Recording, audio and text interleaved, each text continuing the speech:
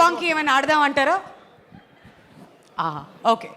రాజుగారు వెనకాల నుంచి చెప్తున్నారు హరీష్ కొంచెం తక్కువ మాట్లాడని. నేను అన్న ఎవరితో ఏం మాట్లాడుతున్నాం అన్న. 2014 అంటే అక్కడి నుంచి 10 ఏళ్ళ వరకు మాట్లాడను. జస్ట్ ఒక ఇన్సిడెంట్ చెప్తున్నా. 2014లో అనిల్ ఫస్ట్ టైం ఎస్విసికి వచ్చాడు. నేను అప్పుడు సుబ్రహ్మణ్య ఫర్ సేల్ సినిమా తీస్తుంటే తను సాయి తేజ్తో మళ్ళీ నెక్స్ట్ సినిమా కోసం వచ్చాడు. సుప్రీం సినిమా డిస్కషన్ జరుగుతున్నాయి.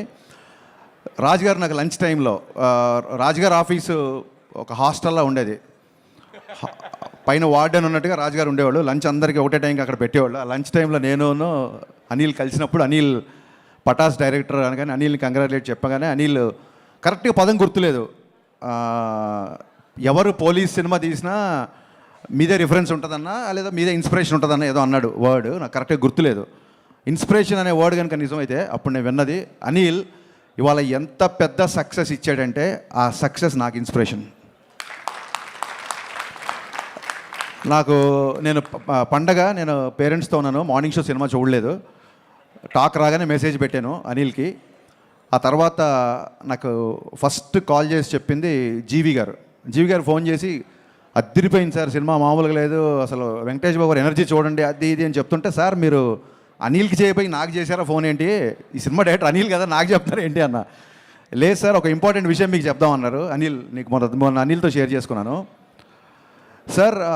అది ఓటీటీ కంటెంట్ అవ్వచ్చు, లేకపోతే ప్యారల్గా వస్తున్న డిఫరెంట్ జోనర్స్ అవ్వచ్చు, ఇప్పుడు వస్తున్న డైరెక్టర్స్ కొత్త యూనివర్స్ ఎక్స్ప్లోర్ చేయడం అవ్వచ్చు, రకరకాల సినిమాలు వస్తున్నప్పుడు ఫిలిం మేకర్స్కి నిజంగా క్వశ్చన్ మార్క్, ఎలాంటి సినిమా తీయాలి అనే క్వశ్చన్ మార్క్ చాలామందికి ఉంది.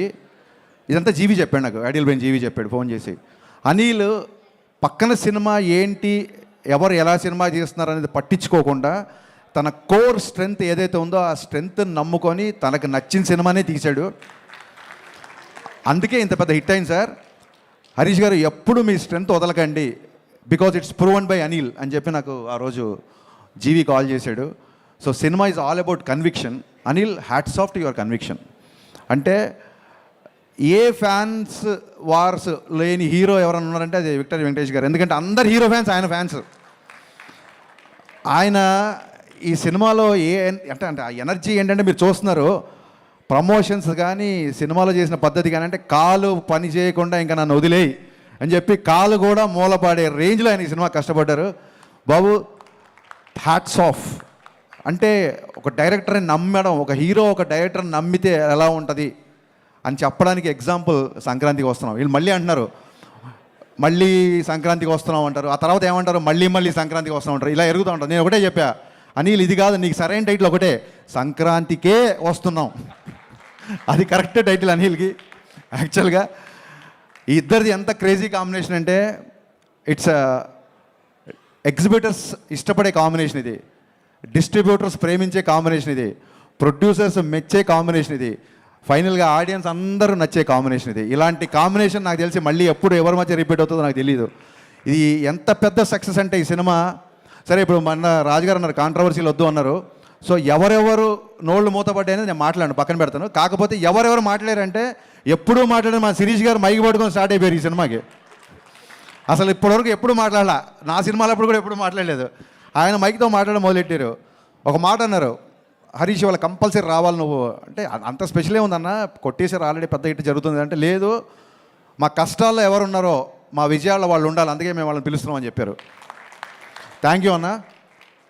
నాకు రాజన్నకి శిరీష్ అన్నకి ఇట్స్ ప్రొడ్యూసర్ డైరెక్టర్ రిలేషన్ కాదు, it's more than that. And ఇందాక వంశీ ఈడేమో మా గబ్బర్ సింగ్ అన్న అన్నాడు, వంశీ అన్న నాకు ఒక బ్రదర్ లాంటివాడు. అక్కడ పిలవడమే వంశీ అన్న, మళ్ళీ బ్రదర్ లాంటాడు. వంశీ గారు బ్రదర్ లాంటాడు, అయితే నేను వెదర్ లాంటాడు. నేనేంటి నాకు అర్థం కాల. గబ్బర్ సింగ్ అన్న గబ్బర్ సింగ్ ఏంటి, దాంట్లో చిన్న హీరో ఉంటాడు, దాంట్లో చిన్న విలన్ కూడా ఉంటాడు కదా. అంటే నువ్వు ఎలివేషన్ చేసినది కామెడీగా ఉంటుంది కాబట్టి కొంచెం కంగారు ఉంది, నాకు టెన్షన్గా ఉంది. అండ్ రమణ గోకుల్ గారు కంగ్రాచులేషన్స్ అండి. మేము రమణ గోకుల్ గారు పని చేయాలి, బట్ మా సినిమా కొంచెం డిలే అవ్వడంతో ఆ ఛాన్స్, ఆ బ్రహ్మాండమైన ఛాన్స్ మీరు కొట్టేశారు. అండ్ ఆ టైంలో పవన్ కళ్యాణ్ గారికి మీకు ఆయన వాయిస్ అలా పెట్టినట్టు ఉండేదండి. So it was amazing actually. Aishwarya నాకు ఎప్పటి నుంచో తెలుసు, ఫెంటాస్టిక్ యాక్టర్స్. వెట్రిమారన్ గారి దగ్గర ట్రైన్ అయ్యి వచ్చింది కాబట్టి ఇంకా అసలు ఎక్స్ప్రెషన్స్ డైలాగ్స్ ఒకటి కాదు. అండ్ మీనాక్షి ఇస్ అంతే, అలాంటి గర్ల్ ఫ్రెండ్ ఎవరికైనా ఉండాలి అన్నట్టుగా చూపించాడు అనిల్ డెఫినెట్గా. And Bheems, I always believed in Bheems చాలా పెద్ద కమర్షియల్ మ్యూజిక్ ఇస్తాడు అనుకున్నాను, అలాగే ఇచ్చాడు భాను మాస్టర్.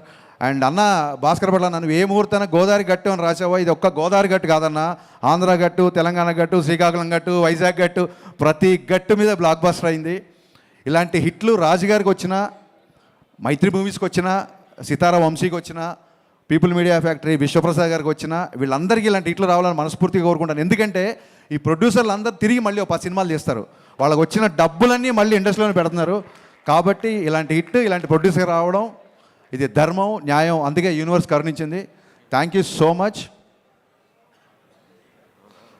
నేను పేర్లు మర్చిపోయినా గుర్తు చేస్తున్నాడు, నేను మర్చిపోలేదు. So happy to be in this. వీకెండ్తో ఫినిష్ అయిపోయే సినిమాకి షీల్డ్స్ దాకా వచ్చిందంటే it's a pure team work. ఇంతకంటే ఇంకా ఏం చెప్పగలుగుతాం. So sir,